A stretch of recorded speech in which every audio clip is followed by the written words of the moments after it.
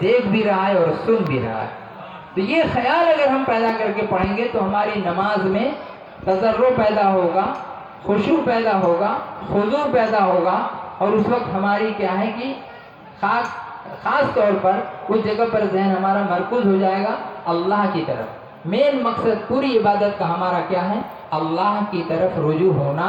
ذکر کے ساتھ، فکر کے ساتھ، شکر کے ساتھ، عمل کے ساتھ، نفل کے ساتھ، صدقات کے ساتھ، فرائض کے ساتھ، واجبات کے ساتھ، مستحبات کے ساتھ، سنن کے ساتھ، نوافل کے ساتھ۔ یہ جتنی ساری چیزیں ہیں یہ سب ذریعہ ہیں اللہ تبارک و تعالیٰ کے رضا حاصل کرنے کا اور اس کو خوش کرنے کا۔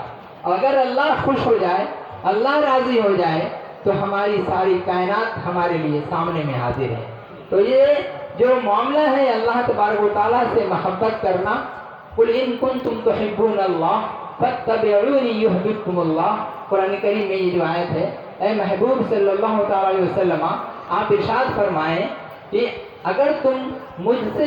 تم اللہ کو محبت کرتے ہو، اللہ سے محبت کرنا چاہتے ہو، اللہ کو اپنا دوست بنانا چاہتے ہو، اللہ کو اپنا محبوب اور پیارا بنانا چاہتے ہو، تو تم کیا کرو؟ فَاتَّبِعُونِی، تو تم میرے پیچھے چلو، میری اتباع کرو، میرے کہے ہوئے کو تم مانو، میری باتوں کو سنو اور میرے حکم کے مطابق عمل کرو۔ یحببکم اللہ، اللہ تعالیٰ تمہیں پیار کرے گا، اللہ تمہیں محبت کرے گا، اللہ تمہیں اپنا محبوب بنا لے گا، تو یہ اللہ تمہیں اپنا دوست بنا لے گا۔ تو مطلب کیا ہوا؟ یہ آیت کریمہ اللہ تعالیٰ نے اپنے نبی اکرم صلی اللہ علیہ وسلم پر جو وحی نازل فرمائی، یہی قل جو لفظ آیا، قل، جہاں جہاں قل ہے اس کا مطلب رسول پاک صلی اللہ تعالیٰ علیہ وسلم کو خطاب کر کے کہا گیا ہے، اے نبی قل، یا ایھا النبی قل،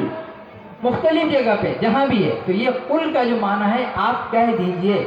آپ فرما دیجئے، آپ یہ ارشاد فرمائیے۔ نبی پاک صلی اللہ تعالیٰ علیہ وسلم کو خطاب ہو رہا ہے۔ اور اسی طرح سے جو ہم چار قل جو سنتے ہیں عام طور پر، جہاں جہاں بھی قل جو پڑھی جاتی ہے، کہتے ہیں نا کہ آج کے دن خواجہ غریب نواز کی پہلی قل ہے، تو دوسری قل ہے، تو تیسری قل ہے، تو اس لفظ قل سے یہ چھوٹا قل نہیں ہے، چھوٹا کاف لام پیش قل یہ نہیں ہے، بلکہ بڑا کاف لام پیش قل جو ہم لوگ پڑھتے ہیں، قل هو اللہ احد، قل اعوذ برب الفلق، قل اعوذ برب الناس، یہ تین قل پڑھتے ہیں، لیکن وہاں پہ قل یا ایھا الکافرون بھی پڑھتے ہیں کہ اس کے پڑھنے سے بھی ثواب ملتا ہے اور نیکیاں ہوتی ہیں۔ اور یہ جو تین جو ادھر میں بتائیں، تین قل، سورہ فاتحہ کے 20 پارہ، اور ایک بار قل اللہ 10 پارہ،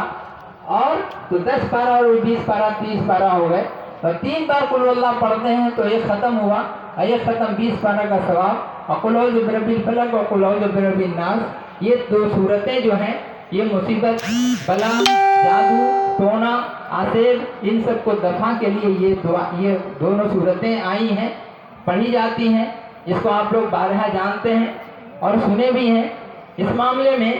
حدیث شریف میں جو آیا، وہ حدیث شریف میں آتا ہے، حضرت ابو امامہ رضی اللہ تعالیٰ عنہ سے روایت کرتے ہیں، قال قال رسول اللہ صلی اللہ تعالیٰ علیہ وسلم من قرأ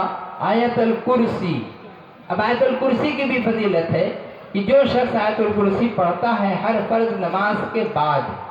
فرض نماز ادا کیا اس کے بعد اس نے آیت الکرسی اگر پڑھ لی ایک بار، تو اس آیت الکرسی کے پڑھنے کی فضیلت یہ ہے کہ جنت میں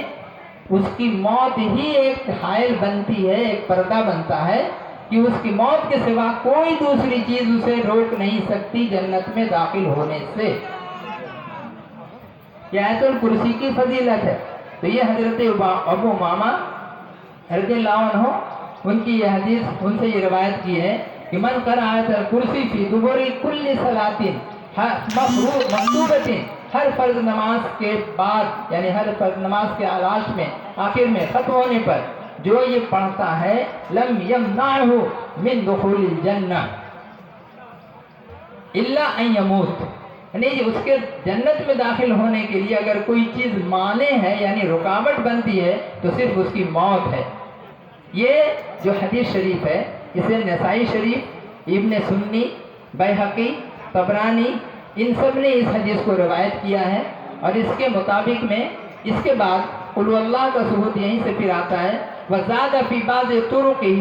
وقل هو اللہ احد، اور دوسرے